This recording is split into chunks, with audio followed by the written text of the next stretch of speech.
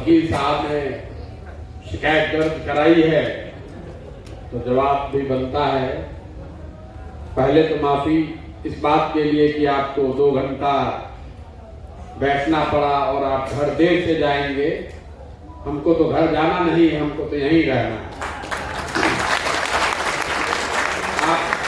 आपके लिए शनिवार है, हमारा होली भी आप ही के गांव में ही बीतेगा और हमारे साथ सैकड़ों लोगों का होली, दिवाली, छठ, हम लोग की भी इच्छा है कि सामने जाएं और आपके जितना सुंदर घर न भी हो तो हम लोग का भी घर है जहां अपने परिवार, हमारे भी बच्चे, जहां हमें भी जाना है उसको छोड़ कर आएगा। लेकिन ये इस बात के लिए एक्सक्यूज नहीं है कि क्यों लेट इसलिए नहीं है कि हम कहीं बाहर से आ रहे हैं। आपको मंच है दिया, आपकी इच्छा हुई, आपने 15 मिनट बात करी, किसी दूसरे सज्जन की इच्छा है उसने 2 मिनट बात करी। हमारा ये दबाव नहीं है, ये मेरा मंच नहीं है जहां मैं ही बोलूं। इस जिले के सारे शिक्षक जो अभी इवैल्यूएशन का काम कर रहे हैं, शायद कुछ लोग यहाँ भी बैठे हों, वो अपना इवैल्यूएशन खत्म करके आकर मिलने बैठे थे। अब किसको रोका जाए? उनको पहुंचना था 5 बजे, वो पहुंचे 6 बजे और 6 बजे से हर शिक्षक के बाद पास कुछ बोलने के लिए है तो किसका माइक रोक ले। लेकिन ये आपका कहना ठीक है, हम लोग को और बेहतर होना चाहिए। मीटिंग में देरी से आने का कोई की वजह नहीं है, मैं उसके लिए माफी चाहता हूं। मेरा देखिए, ये जो जन सुराज है ये दल नहीं है, ये कोई राजनीतिक दल नहीं, ये कोई सामाजिक आंदोलन भी नहीं है। बहुत लोग के बुझाता कि दल नहीं के आंदोलन करता, कुछ लोग के बुझाता कि आंदोलन करके दल बनावता। ये दोनों में कुछ भी नहीं, ना ये दल है ना आंदोलन है। ये एक प्रयास है, जो बात आप लोगों ने कही कि समाज की मदद से एक नई राजनीतिक व्यवस्था बनाई जाए। क्योंकि जो राजनीति है, जो राजनीतिक व्यवस्था है, जिसमें राजनीतिक दल उस पूरे व्यवस्था का एक हिस्सा मात्र है, दल पूरी व्यवस्था नहीं है, राजनीतिक व्यवस्था का एक छोटा हिस्सा है। तो ये प्रयास है कि समाज की मदद से एक राजनीतिक व्यवस्था बनाई जाए जिसमें दल बने तो उन लोगों के द्वारा बनाया जाए जो समाज के सही लोग हैं, जो समाज को सुधारने का जज्बा जिनके अंदर है, जिनके अंदर काबिलियत है। होगा कैसे? वो उस प्रक्रिया पर निकले हैं, रास्ते पर चले हैं। आपने ठीक कहा, यात्राएं तो बहुत हो रही है, ये कोई यात्रा ही नहीं, इसमें कोई किलोमीटर फिक्स नहीं है। हमने ये नहीं कहा है कि हम कितना किलोमीटर चलेंगे, कि कितने दिन में करेंगे। हमने शुरू में लिखा था 3500 किलोमीटर, अभी लिखा है 4500 किलोमीटर। 1600 किलोमीटर हम चल चुके और सिर्फ 4 ही जिला हुआ है। हमने शुरू में तय किया था कि 1.5 साल लगेगा, 6 महीना हो गया। हम इतने बेवकूफ हैं कि 4 ही जिला में फंसे हुए। हमसे जो ज्यादा होशियार यात्रा करने वाले लोग हैं, हमसे बेहतर समझ वाले लोग हैं, देखिए राहुल जी ने 6 महीने में पूरे देश की यात्रा कर डाली और नीतीश कुमार तो इतने होशियार हैं कि 1 महीना में पूरे राज्य की यात्रा ही नहीं कि इसका पूरा समाधान भी कर दिया। सिर्फ हमको और आपको और हमारी स्थिति नहीं बदली, बाकी उन्होंने सारा समाधान कर दिया। मैंने उनका प्रेस कॉन्फ्रेंस सुना तो उन्होंने कहा कि बहुत अच्छा हुआ, सब कुछ हम लोगों ने देखा, सब कुछ ठीक कर दिया। तो उतनी समझ तो मुझे है नहीं। पदयात्रा समाज को जानने और समझने का एक तरीका, एक माध्यम है। पदयात्रा करने से बिहार नहीं सुधरेगा, पदयात्रा करने से बिहार की गरीबी, भ्रष्टाचार, शिक्षा, ये सब नहीं, कुछ नहीं सुधरने वाला। हम 5000 किलोमीटर चले या 50,000 किलोमीटर, पदयात्रा इसलिए कर रहे हैं कि जिस समाज के बेहतरी के लिए प्रयास करना चाहते हैं, कम से कम जाकर उसको एक बार अपनी आंख से देखें कि उसकी परेशानी क्या है। ये जाकर देखें कि आपके बच्चे जिन विद्यालयों में पढ़ते हैं उन विद्यालयों की दशा क्या है। जब आप बीमार पड़ते हैं, जिस अस्पताल में जाते हैं, उस अस्पताल में दवा और डॉक्टर है कि नहीं। कई बार हम लोग जैसे पढ़े लिखे समझदार लोग, जिसको अपने आप को हम लोग समझदार कहते हैं, हम लोग को यह भ्रम हो जाता है कि हम ही लोग को सब पता है। आपने अभी एक तर्क दिया कि रोड तो बहुत अच्छा हो गया है, तो मान्यवर रोड जरूर अच्छा हो गया है, स्टेट और नेशनल हाईवे अच्छा हो गया है। गांव में रहने वाला अगर कोई यहाँ व्यक्ति है तो 1200 गांव में चलने के बाद मैं दावे के साथ कह सकता हूं कि एक भी गांव में रोड नहीं है। किसी भी गांव वाले को खड़ा करा लीजिए, ये दिखाता है कि आपने गांव में चलना छोड़ दिया है। हम भी गांव के रहने वाले हैं, लेकिन हमको भी नहीं पता था। मैं आपको ये बता रहा हूं इसलिए, ये आपकी और हमारी बात नहीं है। मैं भी बिहार में ही पैदा हुआ हूं। मेरे बाबा बैलगाड़ी चलाते थे, मजदूर थे। अपने 9 बच्चों में एक ही बच्चे को बनिहारी करके बैलगाड़ी चला के पढ़ाया, तो हमारे बाबूजी डॉक्टर बने। तो ऐसा नहीं है कि हम बिहार को जानते नहीं। और कई लोग हमारे घर वाले भी कहते हैं कि तुम इतने बड़े बेवकूफ हो, क्या जान जाओगे नया बिहार में घूम के। मुझे ऐसा लगता है कि मुझे हर दिन कुछ नया नया सीखने को, देखने को मिलता है। हर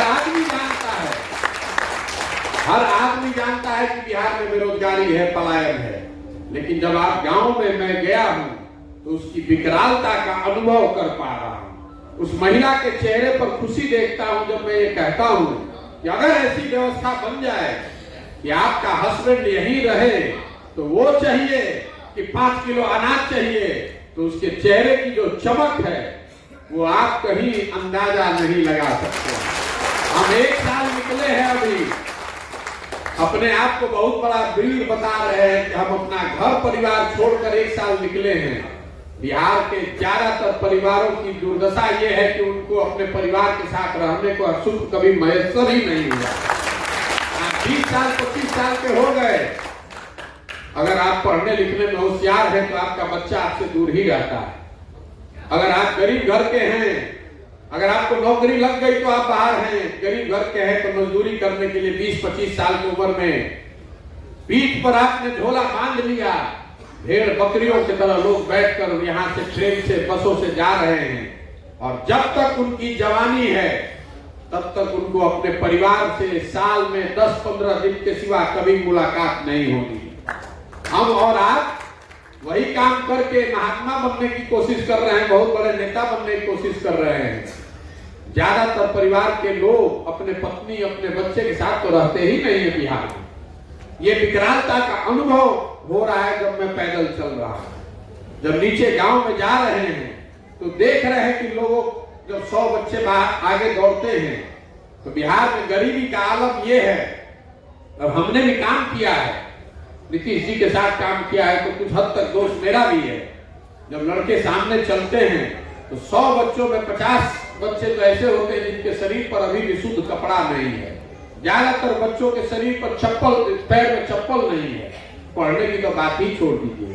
तो ये देखने और समझने निकले हैं, प्रायश्चित कर रहे हैं, या समझ लीजिए कि इस चीज को अनुभव करना चाहते हैं अपने आंख से कि अगर जीवन में इसको सुधारने का कोई रास्ता निकालने का मौका मिला तो किसी के कहने पर, किसी के दूसरे के अनुभव पर नहीं, खुद के देखे हुए आधार पर आगे रास्ता निकाल।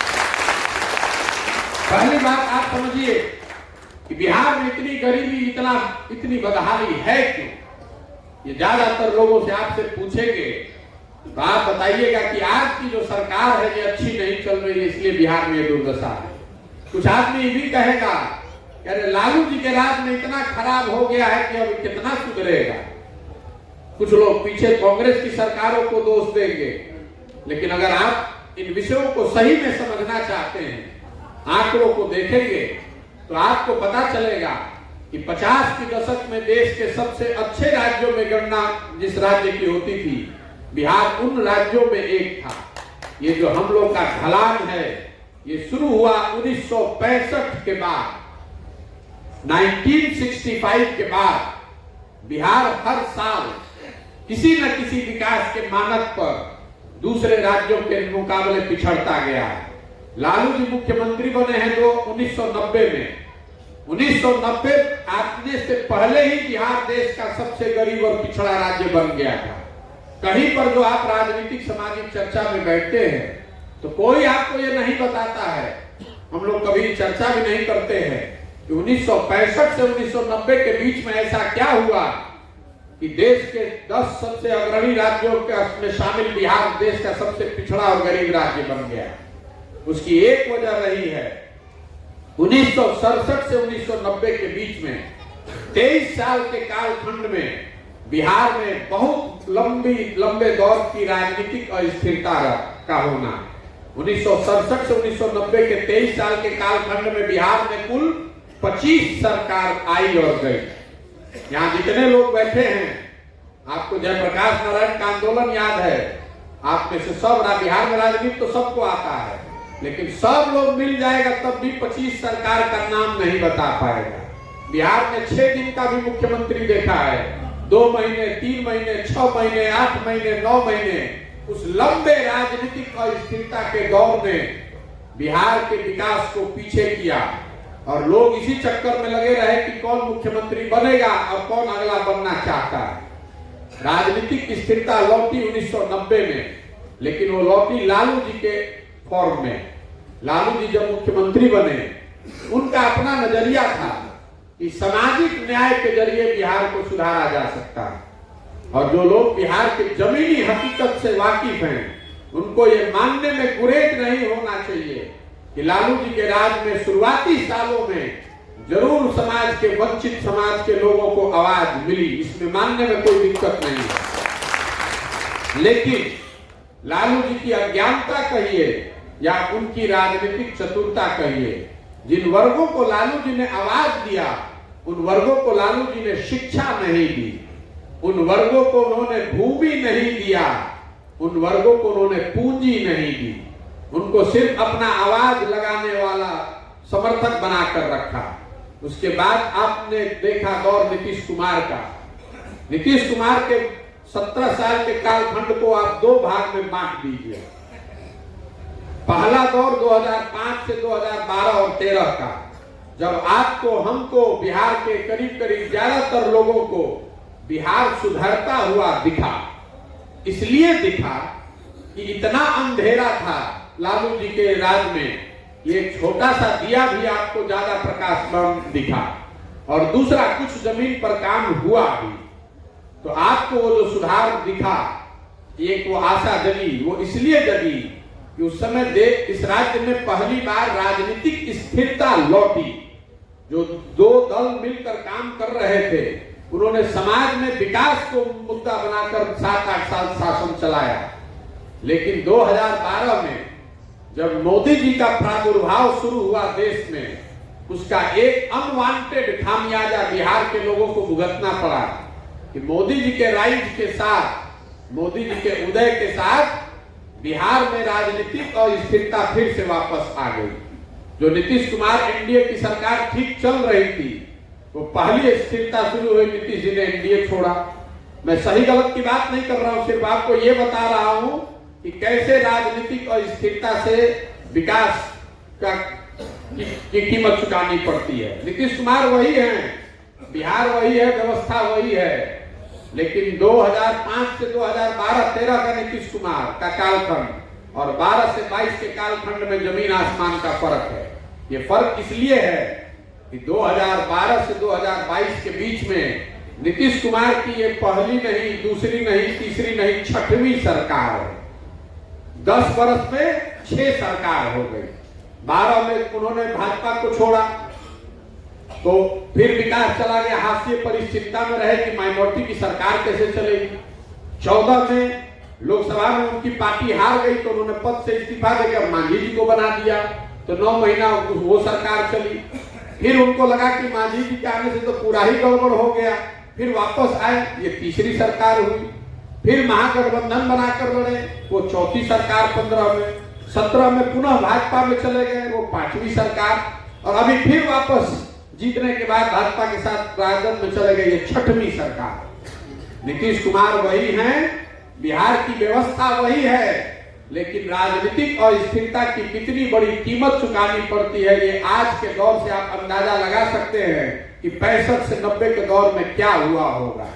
जो आदमी नेता है, उसकी चिंता यही है कि उसकी कुर्सी किसी तरह बची रहे।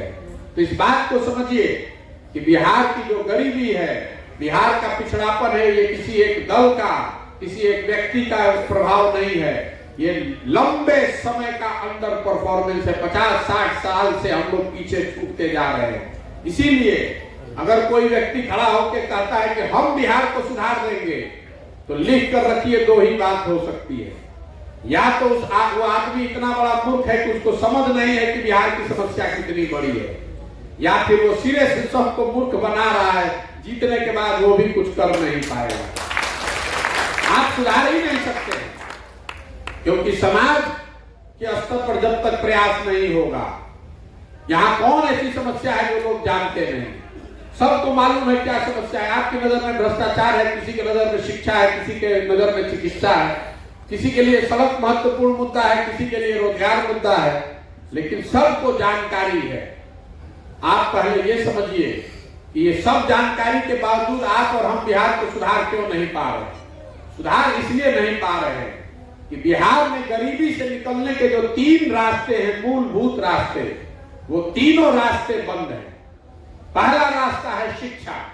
अगर आप पढ़ाई लिखाई आपका बच्चा कर ले, आप गरीब घर के हैं, अगर आपका बच्चा पढ़ लिख जाएगा, नौकरी मिल जाएगा, तो आप गरीबी से निकल सकते हैं। तो बिहार में तो पूरी तरीके से शिक्षा व्यवस्था ध्वस्त है, ये सबको मालूम है। स्कूल में खिचड़ी बंट रहा है और कॉलेज में डिग्री बंट रहा है, पढ़ाई तो दोनों में कहीं नहीं हो रहा है। तो शिक्षा वाला रास्ता ही बंद है।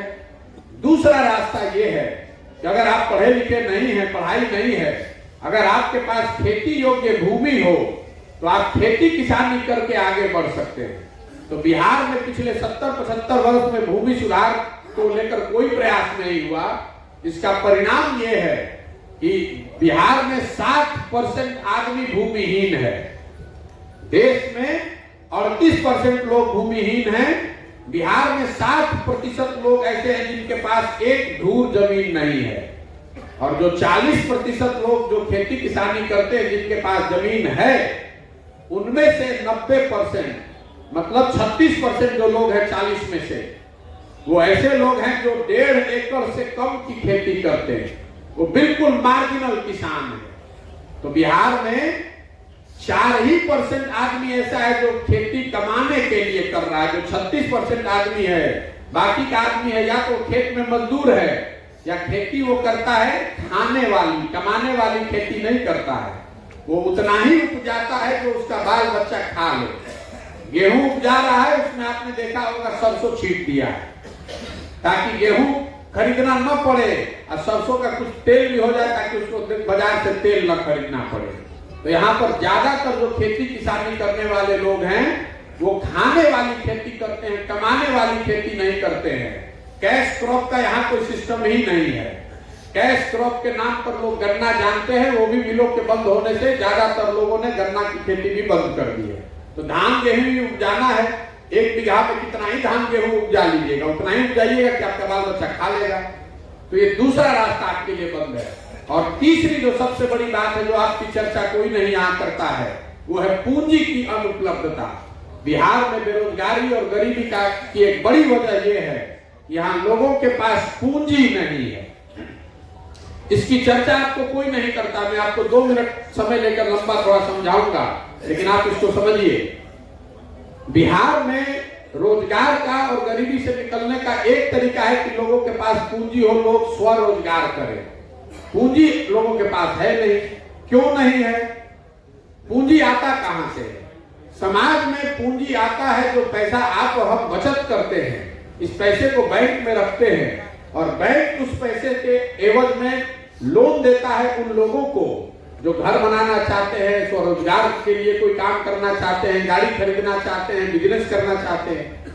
इसको नापने के लिए, मापने के लिए एक पैमाना है जिसको कहते हैं CD ratio, credit deposit ratio.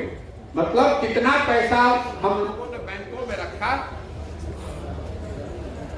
कितना पैसा आपने बैंकों में रखा, और बैंकों ने कितना पैसा आपको ऋण के तौर पर समाज को वापस दिया। तो देश में रिजर्व बैंक इसका आंकड़ा जारी करता है।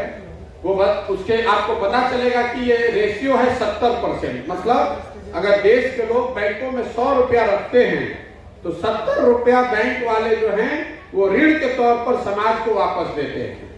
बिहार में 1990 में जब लालू जी सरकार में आए तो CD रेशियो था 38%। मतलब 100 रुपया बिहार के लोगों ने बैंक में जमा किया तो बैंक ने 38 रुपया लोन दिया। वो जब लालू जी का दौर चला, जब यहाँ जंगल राज की संज्ञा जिसको दी गई, तो सीडी रेशियो घटते घटते हो गया 23%। जब नीतीश जी मुख्यमंत्री बने तो 2004-05 में सीडी रेशियो बिहार में था 23%। मतलब 100 रुपया बिहार के लोगों ने बैंक में जमा किया तो बैंकों ने सिर्फ 23 रुपया ऋण दिया। नीतीश जी के 17 साल के सुशासन में वो वापस बढ़ते बढ़ते अभी हो गया है 40%। तो पिछले साल इसका असर क्या होता है मैं आपको वो समझाता हूं। पिछले साल बिहार की गरीब जनता ने बैंकों में जमा किया 4,21,000 करोड़ रुपया। बिहार की गरीब जनता ने बैंकों में जमा किया 4,21,000 करोड़ रुपया। अगर 70% के हिसाब से बैंकों ने ऋण दिया होता तो बिहार की जनता को 2,80,000 करोड़ रुपया ऋण के तौर पर मिलता, लेकिन मिला कितना? 1,61,000 करोड़ रुपया। बाकी पैसा कहां गया? बाकी पैसा बैंकों ने उन राज्यों में भेज दिया जहां पर उद्योग धंधे लग रहे हैं। कर्नाटक में, तमिलनाडु में, गुजरात में, महाराष्ट्र में, तेलंगाना में, वहां पर सीडी रेशियो कितना है? 90, 95, 100, 105।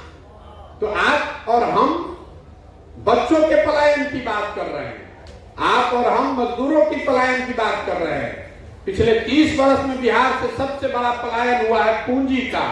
1990 से आरबीआई का डेटा बता रहा है कि 1990 से लेकर पिछले वित्तीय वर्ष तक बिहार से बैंकों ने आधिकारिक तौर पर 26 लाख करोड़ रुपया बिहार के लोगों का जमा पैसा उठाकर दूसरे राज्यों में जाकर ऋण दे दिया। तो आपके पास शिक्षा है नहीं, जमीन है नहीं और पूंजी है नहीं तो गरीबी से निकलिएगा कैसे? चाहे जितना हाथ पांव मार लीजिए, जितना भ्रष्टाचार को कम कर लीजिए। मैंने देश के हर राज्य में काम किया है। बिहार में भ्रष्टाचार का आलम चाहे जितना ज्यादा हो, ऐसा नहीं है कि दक्षिण के राज्यों में भ्रष्टाचार नहीं है, ऐसा नहीं है कि कर्नाटक में, तमिलनाडु में भ्रष्टाचार नहीं है, लेकिन वहां लोगों के पास शिक्षा है, जमीन है, खेती लाभदायक है और पूंजी है। लोग हर तरह का व्यवसाय कर रहे हैं। आप जरा अंदाजा लगाइए, 26 लाख करोड़ रुपया अगर बिहार के लोगों को मिला होता ऋण के तौर पर तो कितना ज्यादा आदमी घर बनाता, कितने ज्यादा लोगों ने गाड़ियां खरीदी होती, कितने लोगों ने रेडीमेड का दुकान खोला होता, कितने लोगों ने मछली का कारोबार, अंडे का कारोबार शुरू किया होता। उससे लोगों को रोजगार मिलता। जितना घर बनेगा उतना सीमेंट खपेगा, उतना लोग मजदूरी करेगा, उतना रोजगार मिलेगा। और ये कितनी बड़ी रकम है कि पिछले 30 साल में पूरे बिहार सरकार का बजट ही नहीं है 26 लाख करोड़। और 26 लाख करोड़ हम लोग सोच रहे हैं कोई बाहर से आके यहाँ उद्योग लगाए और आपका हमारा जो पैसा है ये पैसा बैंक वाला दूसरे जगह भेज रहा है। और ऐसा नहीं है कि ये बैंक की स्वतंत्रता है, ये उनकी संवैधानिक जिम्मेवारी है और कमेटी है। मुख्यमंत्री के चेयरमैनशिप में सारे बैंकों को ये जवाब देना पड़ता है कि जो पैसा आप राज्य में जमा ले रहे हैं उसके एवज में लोगों को कितना ऋण दे रहे हैं। लेकिन जैसे बिहार में दूसरी डिपार्टमेंट वाले मुख्यमंत्री की बात नहीं सुन रहे हैं, वैसे बैंक भी उनकी बात नहीं सुन रहा है, तो पैसा वो दे ही नहीं रहा है। और अगर ये पैसा मिलता तो मुझे लगता है कि हजारों की संख्या में लोगों को यहाँ रोजगार मिलता। और इसकी चर्चा बिहार में कोई नहीं करता है। आप फाइनेंस मिनिस्टर से जाकर पूछिएगा, उसको पता भी नहीं है कि होता क्या है, सीडी रेशियो क्या होता है। 26 लाख करोड़ के पलायन के ऊपर अगर आपने कोई लेख पढ़ा हो तो हमको बता दीजिए। आरबीआई रोज इशू कर रहा है अपने ईयरली रिपोर्ट में कि बिहार में हालत खराब है, पैसा यहाँ से बाहर जा रहा है, लेकिन बिहार की सरकार को, बिहार के लोगों को इसकी कोई जानकारी नहीं है और यहाँ लोग इस पर कोई ध्यान ही नहीं देते हैं। अब ये सब बात है, लेकिन इसके बावजूद क्यों हमारी स्थिति खराब है? क्योंकि सब बात जानल जाए, 5 साल बतियावल जाए, लेकिन जब वोट होई तो बिहार में तो 4 गो बात याद बा। पहला बात हमार जात का बा, के हमारा जात के खड़ा बा ओकरे के दिया। लेकिन जाति एकमात्र फैक्टर नहीं है। बिहार में वोट 4 चीज पर लोग देते हैं। पहला है भैया हमारा जात क्या है, जात वाले को वोट देंगे। जो जात से बच गया वो धर्म के नाम पर हिंदू, मुसलमान, भारत, पाकिस्तान, पुलवामा, चाइना के नाम पर वोट दिया। अभी पिछला लोकसभा हुआ था, आपने संकल्प लिया था अब की हाल है एमपी के वोट ना दे 5 वर्ष मुंह नहीं के देखैले आ जहिया चुनाव आई सब कोई घेर ले लसरुआ के। अरे तो नाली गली में जुड़ाई बड़ा ऊपर देखो, ऊपर मोदी जी के देखो, ऐजा पाकिस्तान हो गई या तू अजुराई वाला जात पात में जल्दी चलो भाजपा के वोट दो। तो जो लोग कह रहे हैं कि बिहार में खाली जाते पर वोट पड़ रहा है, तो आपकी जानकारी के लिए बता दे रहे हैं कि मोदी जी के जात का तो एको आदमी बिहार में नहीं रहता है। तो जात एक महत्वपूर्ण फैक्टर है, लेकिन एकमात्र फैक्टर नहीं है। जो जाति से बचा वो धर्म के नाम पर वोट दे रहा है, जो दोनों से बच जा रहा है वो लालू जी के डर से भाजपा को वोट दे रहा है। ए भैया जाए भी कतनो रोड खराब बना, कतनो कुछ होगा, कतनो नेता बदमाश बा, हम लालू जी के अपराध वाला राज ना चाहिए, जाके फिर डरे भाजपा को दबा दिया। और चौथा हम लोग के मुसलमान भाई हैं, ये लोग कहते कि जाए भी भैया हमने के जियल जाओ चाहे मरल जाए, भाजपा के ना दिहल जाए। भाजपा तो मुसलमान विरोधी पार्टी बा। ये बताई बिहार में बचल के, बिहार में तो भैया दुनिया को दल है, एगो मोदी जी के भाजपा, एगो लालू जी के ललटेन। नीतीश कुमार बेचारे का तो पता ही नहीं, कभी ललटेन पकड़ के लखन बहन, कभी फूल को बैठ के पौड़ता है। तो मुसलमान ये कह रहा है कि जिए चाहे मरे, भाजपा को दे नहीं सकते हैं, तो ललटेने लौकता यही में कि राशन तेल बन के करके जलावे। आप ईमानदारी से इतने लोग बैठे हैं, आदमी कहा था कि जात पात में सब बटल बा, आप ईमानदारी से बताइए कि इसी 4 चीज पर वोट दिए कि नहीं दिए? दिए ना भाई। तो काहे के प्रबुद्ध के मीटिंग होके कि अबुद्ध के मीटिंग हो? काहे के हम चाहे पैदल चलिए कि हेलीकॉप्टर से आए, कितनों आप बतिया लीजिए। आप जानते हैं, हम जानते हैं, तो बिहार का नेता दल भी जानता है कि बिहार के जनता कितनों बतिया ले, हंस के गा के गरिया के दहिया से कहा बटवा तो यही पति हट गया, काहे काम करेगा? इसीलिए नेता काम नहीं करता, क्योंकि उसके मन में हारने का डर ही खत्म हो गया। वो ये गणना नहीं करता है नेता, हम तो लोगों के साथ काम किए हुए हैं, वो गणना नहीं करता है कि हमारा स्कूल कितना बनवाए, रोड कितना बनवाए। वो गणना करता है कि अच्छा 15,000 भूमिहार हो जाए 12, 6,000 रोनिया जोड़ लेंगे, 8,000 हो जाए राजपूत गांव में पटा ले, है मुसलमान वो नहीं जाए आरजेडी के तेजा पोलराइज कर देते जा, कुल हिंदू बना के हो जाए, यादव लोग के वोट ले लिया। इसी चीज का गणना करते रहता है। ये गलती नेताओं की नहीं है, आपकी हमारी है। नेता जात की राजनीति नहीं कर रहा है। अभी हम बैठे होते तो मीटिंग में लोग कह रहा है कि नेता हमने के जात में बांट देले बा। ये आपका भ्रम है, नेता आपको नहीं ठग रहा है, नेता आपको बिल्कुल नहीं ठग रहा है। इस बात को आप रिकॉर्ड कर लीजिए। आप जो वोट दे रहे हैं आपको वैसा ही परिणाम मिल रहा है। आपने वोट दिया है जात के नाम पर, तो हर जगह जात के बात लिखे हो। आपने वोट दिया है भारत पाकिस्तान के नाम पर, तो आप टीवी खोल रहे हैं तो आज तक होके या इंडिया टीवी होके हर जगह भारत पाकिस्तान सुनाई देता। आपने वोट दिया है 5 किलो अनाज के नाम पर, 1 किलो चोरी करके 4 किलो अनाज उड़वा के देते वाला सब। जिस चीज पर भी आप वोट दीजिएगा, कम या ज्यादा वो परिणाम आपको मिलेगा। अगर शिक्षा पर बिहार की जनता तय कर ले कि हमको वोट करना है, आप चाहे वोट किसी भी दल को दीजिए, लेकिन शिक्षा पर चर्चा जरूर शुरू हो जाएगी।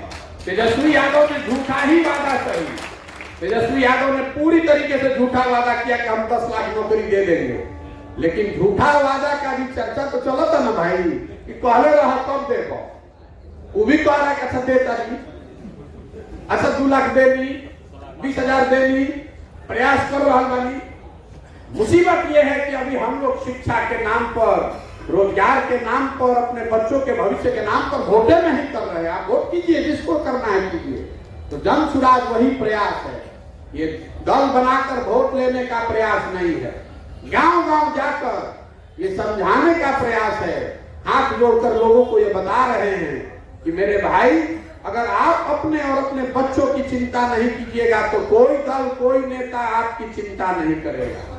हर हालत में आपको ही अपने बच्चे की चिंता करनी पड़ेगी। और जो आपका विषय है उस पर वोट दीजिए, अपने आप, और चाहे जो चुन कर आएगा अपने आप चीज सुधरेगा। उसके लिए किसी प्रशांत किशोर की जरूरत नहीं है, यही अभियान है। तो आदमी कहा था अच्छा ठीक बा भैया, तो बुझा गई, तो दल हमने मिलून कहा था, हमने मिलून तो विकल्प नहीं थे। दोनों दल थे, वो नागनाथ है, वो सांपनाथ है। जिसको भी वोट देंगे तो कटवे करेगा। आप दल बनाइए, हम दल क्यों नहीं बना रहे? एक आदमी कोई इसको नहीं सुधार सकता है। बहुत आदमी हमने के बुझाई रहना कि मोदी जी हम तो सब सुधर जाएंगे। 2014 में हम मोदी जी का प्रचार कर रहे हैं। 2012-13 में हम आपको बता रहे हैं, आज बहुत बड़ा जब मोदी भक्त बैठल हो यहाँ। 2012-13 में इसी बिहार में, यूपी में लोग मोदी जी का नाम नहीं जानता था। आज वो आदमी हमसे झगड़ा करने को तैयार है। तारा बुझाता है देश के कल्याण मोदी जी करी। चलो भाई मान लो, ये झगड़ा करे जाओ, मुंह जोर से बहस करने का मतलब नहीं है। मान लीजिए कि मोदी जी ने देश का विकास किया कि नहीं, ये अलग विषय। मोदी जी के प्रधानमंत्री बनने से बिहार का कोई फायदा हुआ कि नहीं, इसको भी हटा दीजिए। यहाँ लोगों को रोजगार मिला कि नहीं, इसको भी हटा दीजिए। 9 वर्ष से मोदी जी प्रधानमंत्री हैं और आपको चुनौती दे रहे हैं। आप सब प्रबुद्ध लोग हैं, पढ़े लिखे लोग हैं। 9 वर्ष से मोदी जी प्रधानमंत्री हैं। अगर 9 वर्ष में मोदी जी ने बिहार के विकास के लिए एक समीक्षा बैठक किया है, आप मुझे उसका पेपर कटिंग प्रमाण दिखा दीजिए। हम कल से मोदी जी का झंडा लेकर फिर चलेंगे। अरे 9 वर्ष में टीवी वाला कह रहा है कि मोदी जी 14 घंटा 16 घंटा काम करते हैं। 1 घंटा भी उनको नहीं मिला कि बिहार के लिए वो बैठक करें। अब फिर भी हम और आप उछल उछल कर जाकर कमल को वोट देंगे तो गलती मोदी जी का है कि हम लोग का? तो काहे के लिए नेता को झूठो दोष दे रहे हैं? अगर आप, जिस नेता ने आपको 9 वर्ष में वो बैठक तक नहीं किया, अरे हम लोग 40 में 39 को एमपी जिताकर भेजे हैं, हमने क्या वो बैठकों भर वोट नहीं जाते गए? इतना तो बुझाए तो चाहिए ना भाई। आदमी कहता कि बुलेट ट्रेन बनता, टीवी में देखा था सीना ठोकता हो। अरे भाई, तो बुलेट ट्रेन गुजरात में न बनता? गुजरात में बुलेट ट्रेन बन रहा है जिसका खर्चा है 1 लाख करोड़ रुपया। हम जब गाँव चलता नहीं, आदमी कहते हैं भैया पैसेंजर के स्टॉपेज एगो हो जाए ना तो बड़ा अच्छा हो जाए। देखिए बिहार की दुर्दशा है। गुजरात का आदमी चल रहा है 1 लाख करोड़ के बुलेट ट्रेन पर, हमनी के मांगत नहीं देखिए एगो पैसेंजर के स्टॉपेज एजा हो जाए ना सिवान में। हमरा के लिख के 20 को आदमी पिटीशन देले मान ट्रेन के स्टॉपेज का हंगामा होता है कि ट्रेन स्टॉपेज हो जाओ। तो जब हमनी के दुर्दशा ही है बात, तो के करा के सुधारी? आपने वोट दिया है गुजरात का बुलेट ट्रेन देख के, तो आपको बुलेट ट्रेन गुजरात में मिल रहा है। एक्सप्रेसवे बना था चेन्नई में, आप बिहार का आदमी खुश होता है। तो जब आपको अपने बच्चे की चिंता ही नहीं है, हमको हमारे बच्चे की चिंता नहीं होगी तो दूसरा काहे चिंता करेगा? मोदी जी को भी मालूम है कि बिहार सही रहे, तो कभी कम चाहे ज्यादा ये प्रॉब्लम हो चाहे नहीं, आप वो बोले या ना बोले, हम लोग अपने व्यवहार से दिखा रहे हैं। मोदी जी कहाँ? अच्छा आप ये बताइए कि एक अकेले सूरत शहर में 5 लाख से ज्यादा बिहार का लड़का मजदूरी कर रहा है। आपको हमको ये सोचना चाहिए कि भाई अगर मोदी जी अपने प्रभाव से, प्रयास से सूरत में इतना फैक्ट्री लगवा सकते हैं तो 2-4 फैक्ट्रियां बिहार में लगवा देते, काहे नहीं लगवा रहे? अरे भाई आप लोग पढ़े लिखे आदमी हैं, ये मोदी जी की बात नहीं है। हम लोग बिहार से लेबर के पूरे भारत के सप्लायर हैं। अगर फैक्ट्री यहां लग जाएगा तो गुजरात में लेबर कॉस्ट बढ़ जाएगा 25-30%। 14,000 रुपया में 12 घंटा काम करने वाला 2 करोड़ लेबर मिलेगा कहां से? आप देखें कि कोरोना में जिन मजदूरों को मारकर भगा दिया गया, उसी को बस और एरोप्लेन का टिकट देकर वापस बुलाया गया। आज तमिलनाडु में जो घटना हो रही है, क्यों हो रही है? वहां लड़ाई मजदूरी की नहीं है, हम वहां काम किए हुए। वहां लड़ाई इस बात की है कि केरल में, तमिलनाडु में दिहाड़ी मजदूरी अभी आजकल है 600 रुपया 700 रुपया। बिहार का मजदूर जाकर 400 रुपया में काम कर रहा है। तो वहां के आदमी को लग रहा है कि तुम लोग के चक्कर में हम लोग का भी नुकसान हो रहा है, इसलिए मार के आपको भगा रहा है। ये मुसीबत इस बात से है, लड़ाई इसी बात का है। केरल में 701 रुपया आंकड़ा है, देख लीजिए। केरल में 700 रुपया दिहाड़ी मजदूरी है, जो खेती किसानी में मजदूरी करने वाला है। बिहार में 196 रुपया है। तो 196 वाला जब जाकर वहां 400 रुपया में काम करता है तो वहां के आदमी को परेशानी होती है, क्योंकि उसका नौकरी जा रहा है। जैसे भारत का आदमी अमेरिका में जाता है तो नहीं गाली देता है, ये सब आ गया, सब भारतीय, सब सस्ता में काम करेगा, हम लोग कभी मजदूरी कम कराएगा। ये स्थिति बदलनी चाहिए। लोग कह रहा है दल बनाइए, दल नहीं बना रहे हैं। दल क्यों नहीं बना रहे?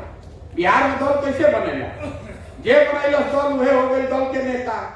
आयोग कह दिलस कि हमारा बाद हो हमार बेटा कुल जना तो लोग बिहार के आदमी हमारा झंडा लेके ढोल रहा। वो दल विकल्प नहीं है। गलती लालू यादव की नहीं है, नीतीश कुमार की, सोनिया गांधी की, मुलायम सिंह यादव की नहीं है, उस व्यवस्था की है जिसमें एक व्यक्ति का दल है। अगर कल प्रशांत किशोर का भी दल होगा तो आपके लड़के में और हमारे लड़के में चुनना होगा तो हम अपने ही लड़के को चुनेंगे, आपके लड़के को कैसे चुनेंगे? इसीलिए दल नहीं बनाए। कि पदयात्रा का प्रयास ये है कि अगर सबको लग रहा है कि नहीं व्यवस्था बदले के चाहिए, सबे बतियावता, तो आप कंधा भी लगाइए। हम ही को मूर्ख समझे हैं कि अभिमन्यु की तरह हम घुस जाएगी, अब पीछे से बैठ के थप्पड़ी बजाएगी। सबे ये कहते हैं भैया हमनी के चली, हमनी के पानी जा तन मन धन से, तो हम आपको कहते हैं हाथ जोड़ के भाई आपका हमारे साथ नहीं चाहिए। जो आदमी, जो परिवार, जो समाज अपने बच्चों के साथ नहीं खड़ा है, आप हमारे साथ क्या खड़ा होंगे? आप नहीं खड़ा हो सकते। आपके लड़के को ट्रेन में मार रहा है, गाली दे रहा है, बिहारी करके गाली दे रहा है, आपको उसका आप खड़े ही नहीं हो रहे हैं। जात से निकल रहे हैं, प्रशांत किशोर के लिए जात से निकलिएगा। आपने जो बात कही, इसीलिए हाथ जोड़ रहे हैं सबको कि आप अपने और अपने बच्चों के साथ खड़े होइए और विकल्प बनाइए मिलकर। आदमी कहता कि विकल्प पूछते काहे नहीं बनाते? तो कहता भैया संसाधन नहीं थे, व्यवस्था नहीं थे, कैसे करो, हमारा राजनीति के समझ नहीं थे। तो हम आपको कह रहे हैं कि हम आपको वो समझ दे रहे हैं, व्यवस्था दे रहे हैं, संसाधन दे रहे हैं, आप खड़ा तो होइए, आप होइए खड़ा अपने बच्चे के लिए। अभी तक हम चुनाव लड़क कैसे आपने बात कहा कि पैसा कहाँ से आएगा? आप खड़ा तो होइए, पैसे का जुगाड़ हम करते हैं, उसकी चिंता हम पर छोड़िए। अब खड़ा होइए, अब क्या एक्सक्यूज है नहीं खड़ा होने का, ये बताइए। लेकिन बिहार के आदमी को खड़ा नहीं होना है, ओकरा बैठ के खाली बकैती करे के बाद जहां 4 आदमी बैठ जाएगा बिहार का, मतलब घर में, दलान में, खेत खलिहान में, चौक चौराहा पर जहां 4 लड़का बैठ जाइए, तो वियतनाम, कंबोडिया, फ्रांस, अफ्रीका, सब के राजनीति का बात कर लेगा। कुछ बाकी नहीं है, सब जानकारी है। हमारे साथ खड़े होने की बात नहीं। ना आप अपने, हम आपको हाथ इतना ही जोड़ रहे हैं कि आप अपनी परेशानियों को समझिए और अपने लिए नहीं तो कम से कम अपने बच्चों के लिए खड़े होइए। और आपको जो समस्या है व्यवस्था की, संसाधन की, रणनीति की, जाति की, वो चिंता अपने भाई, अपने बेटे पर छोड़िए। हमको वो करने दीजिए, आप खड़े होइए, आप जीतिएगा अपनी ताकत से। अरे भाई, घड़ा तो बनता है चाक से और मिट्टी से। हमारी भूमिका उस कुम्हार की है। आप अच्छी मिट्टी हैं, चाक हैं, हम थोड़ा सा सहारा देंगे, आप खड़े हो जाइए। हम इसके नेता नहीं हैं, हम इसके सूत्रधार हैं। इस सोच के, इस व्यवस्था को बनाना है। पदयात्रा खत्म होगा तो जितना आदमी आप जैसे लोग तैयार हो जाएंगे खड़े होने के लिए, उन सबको एक साथ बैठाएंगे और सब लोग मिलकर तय करेगा कि दल बनाना है तो बनेगा दल। लेकिन अगर दल बना तो दल प्रशांत किशोर का नहीं होना चाहिए। वो दल किसी व्यक्ति, किसी परिवार, किसी जाति का नहीं होना चाहिए। वो दल होना चाहिए बिहार के उन सारे लोगों का जो इसको मिलकर बनाए और आगे मिलकर चलाए। आपने कहा आंदोलन की बात, आपने आम आदमी पार्टी का भी उदाहरण दिया। ये आम आदमी पार्टी से प्रेरित सोच नहीं है, ये आजादी से पहले महात्मा गांधी की जो कांग्रेस थी उस सोच से प्रेरित है। बहुत आदमी के बुझाते कि हो कैसे इतना आदमी बैठी हो, काले को भाजपा के बड़ा लीडर आए थे, हमसे कहे कि सब बात आपका हमको पसंद है, लेकिन आप नेता आप पहले डिक्लेयर कीजिए, नहीं तो बनेगा कैसे। हम उनको याद दिला रहे थे कि आजादी से पहले हम लोग पढ़े हैं, हर साल पूरे देश के लोग कांग्रेस के अधिवेशन में बैठते थे। उस समय समाज आज से ज्यादा अनपढ़ था, ज्यादा जातियों और धर्मों में बटा हुआ था, लेकिन उसी अनपढ़ समाज में पूरे देश से लोग एक जगह बैठते थे। हर साल नए नेता का चुनाव होता था, हर साल ये तय किया जाता था कि आगे देश का आंदोलन किस बात पर किया जाएगा, अगले साल फिर नया आदमी चुन कर आता था। महात्मा गांधी जितना बड़ा लीडर भी पूरे जीवन में सिर्फ एक ही बार कांग्रेस के अध्यक्ष बने। ये लोकतंत्र की ताकत है। प्रशांत किशोर ही एक होशियार आदमी है, सैकड़ों अच्छे लोग और होंगे जो हमसे ज्यादा होशियार है। हमारी भूमिका यह है कि इसको बनाया जाए। अगर गांधी ही लगातार कांग्रेस के अध्यक्ष रहते तो आपने सरदार पटेल को, सुभाष चंद्र बोस को, नेहरू को कहां देखा होता। अगर गावस्कर का लड़का ही क्रिकेट खेलेगा तो सचिन तेंदुलकर कहां से आएगा, और अगर तेंदुलकर का लड़का ही खेलेगा तो विराट कोहली कहां से आएगा। लोकतंत्र को जिंदा करने की बात है, ये समाज की ताकत को खड़ा करने की बात है। हम 50-100 आदमी के साथ पद यात्रा कर रहे हैं, आदमी देख के हंसता भी होगा। अगर हमारा 10 वर्ष का इलेक्शन वाला रिकॉर्ड ना हो तो ज्यादातर आदमी बिहार का हमको अभी तक पागल घोषित कर देता कि पगला गई बाबा।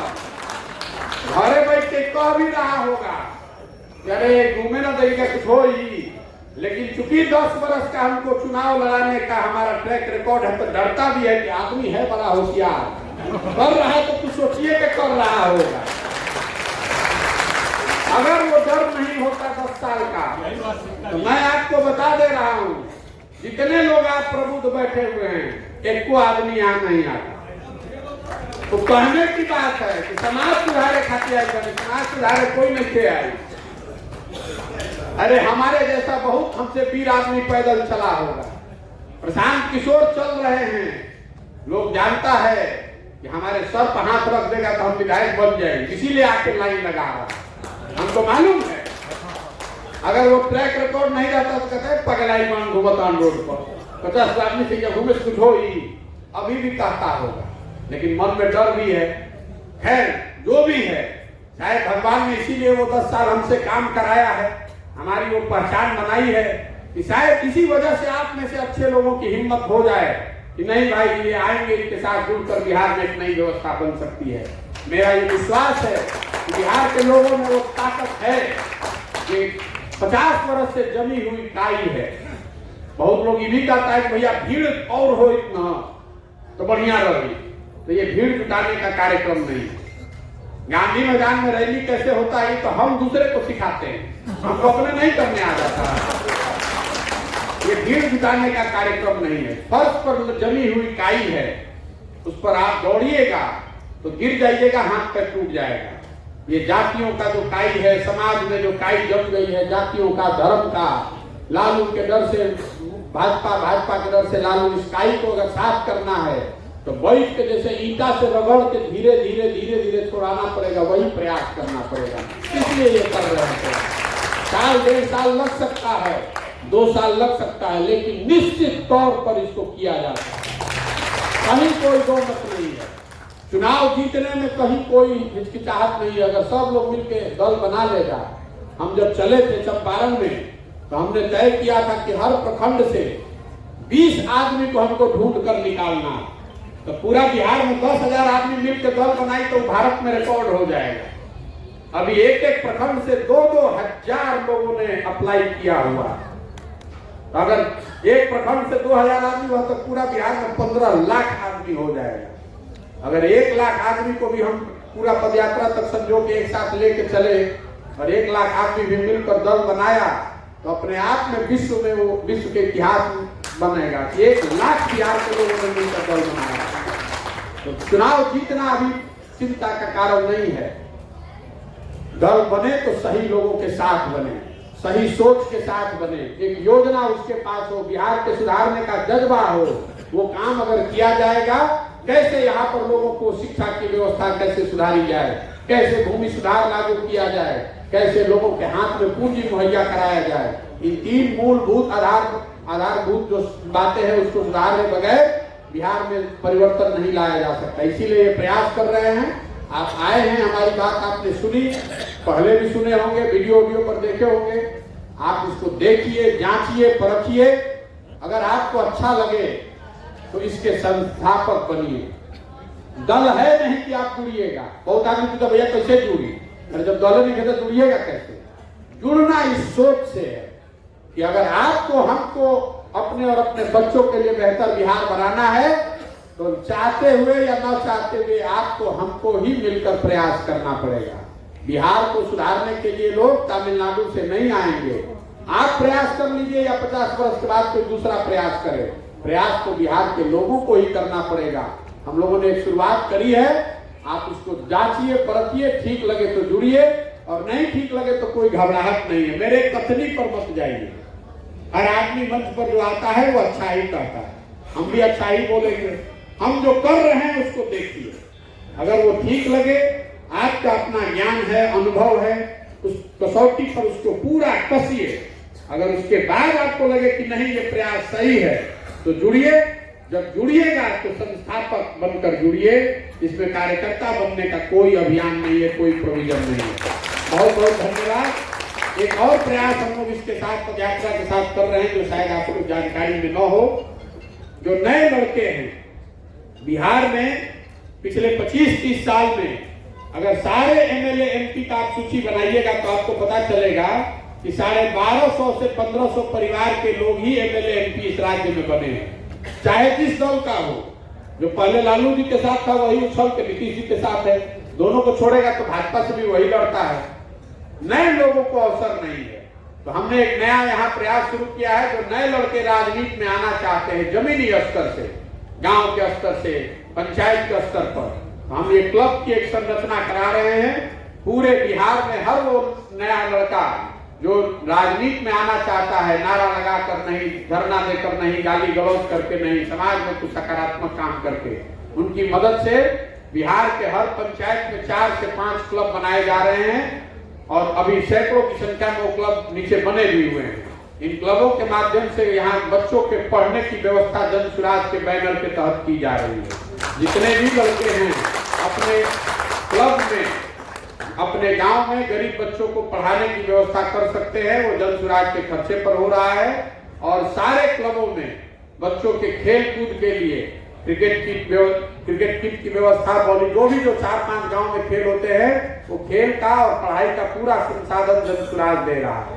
एक अंतिम बात, आप में से यहाँ बैठे हुए बहुत सारे लोग ये भी पूछ सकते हैं कि भाई इतना बड़ा बड़ा आप बात बतिया रहे हैं, पैसा कहाँ से ला रहे हैं?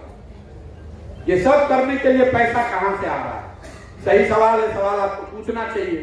ये पैसा आ रहा है उन राज्यों से, उन लोगों से जिनको पहले पिछले 10 साल में चुनाव जीतने में, सरकार बनाने में हमने मदद की है। पूरे देश में 6 राज्य ऐसे हैं जहां वो लोग सरकार चला रहे हैं, जिनके जीतने में हमने कंधा लगाया है। उनसे मदद मांग रहे हैं। मदद इसलिए मांग रहे हैं कि बिहार में किसी पैसे वाले के भरोसे हमको न आना पड़े। नहीं तो अगर बिहार में पैसे वाले से रुपया लेंगे, पहले तो यहाँ के पास किसी के पास पैसा इतना है नहीं, लेकिन अगर आप किसी से पैसा लीजिएगा तो अपना ही सिद्धांत थोपेगा, वो किसी गरीब लड़के को तो लड़ने नहीं देगा, इसलिए पैसा उनसे ले रहे हैं। लेकिन आगे कैसे चलेगा, क्योंकि उन्हीं की मदद से तो व्यवस्था चल नहीं सकती है। तो आगे इसको चलने के लिए हम जो एक नई व्यवस्था बिहार में खड़ी कर रहे हैं, क्राउड फंडिंग की। जैसे 2011-12 से पहले आप नहीं जानते थे कि सोशल मीडिया भी कोई चिड़िया का नाम है। उसको बिहार के इसी लड़के प्रशांत किशोर ने शुरू किया देश में। कम से कम राजनीति में लोग नहीं जानता था कि फेसबुक, व्हाट्सएप भी कुछ चीज होता है। हम यहाँ क्राउड फंडिंग की व्यवस्था शुरू कर रहे हैं। ऐसी व्यवस्था बना रहे हैं कि आप अपने मोबाइल से 100 रुपया, 500 रुपया, 1000 रुपया सीधे बैंक के माध्यम से जन सुराज को दे पाइएगा जब भी आपकी इच्छा हो, और वो पैसा बैंक के माध्यम से जन सुराज तक पहुंचेगा। लक्ष्य ये है कि बिहार में 13 करोड़ लोग रहते हैं। 2 करोड़ बिहार के लोगों से 100 रुपया भी अगर ले लिया जाए तो 200 करोड़ रुपया हो गया, फिर किसी से पैसा लेने की जरूरत ही नहीं पड़ेगी। तो पूरा प्रयास ये है कि आने वाले 2-3 सालों में 100 रुपया, 200 रुपया जो क्राउड फंडिंग, अमेरिका में आपने सुना होगा, बर्नी सैंडर्स करके एक प्रेसिडेंशियल कैंडिडेट हुए थे, उन्होंने $10 का वहां नियम बनाया था और अमेरिका के चुनावी इतिहास में सबसे ज्यादा पैसा इकट्ठा कर लिया। ये प्रयास, हम ये व्यवस्था बना रहे हैं कि बिहार में आप जैसे लोग 100, 150, 100, 200, 500 रुपया अपने मोबाइल का बटन दबाइएगा और हमारे पास जन सुराज में पैसा आ जाएगा। और एक बार जब पैसा 200 करोड़ रुपया, 300 करोड़ रुपया आ गया तो आपको किसी भ्रष्टाचार की जरूरत नहीं है, किसी बड़े आदमी से पैसा लेने की जरूरत नहीं है। गरीब से गरीब लड़का भी जिसको समाज चुनकर निकालेगा, काबिल आदमी है, उसको पूरी ताकत से चुनाव लड़ाया जा सकेगा। इसी के साथ मैं अपनी बात खत्म कर रहा हूँ। अगर आपको कोई सवाल है तो आप कर सकते हैं, बाकी समय बहुत हो गया है, खाना खाने चलना है तो आप खाना खाने चलिए, वहीं पर और सवाल कर सकते हैं।